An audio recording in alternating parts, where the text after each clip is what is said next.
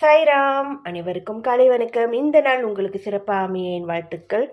கேள்வி பதில் புத்தகத்தில் பாபா இன்னைக்கு நமக்கு என்ன பதில் சொல்கிறாருன்ட்டு பார்க்கலாம்.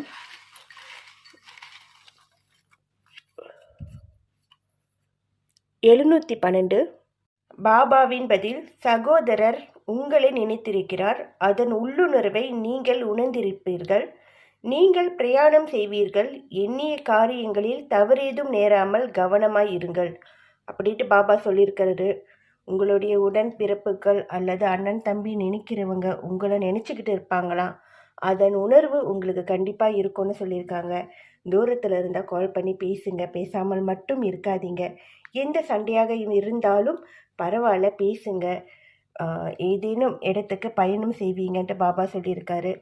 எண்ணிய காரியங்களில் கவனமாக இருங்க. நம்ம செய்கிற செயலில் ரொம்ப ரொம்ப கவனமாக இருங்க. தவறு எதுவும் நடக்காமல் பார்த்துக்கோங்க. அதுதான் முக்கியம்.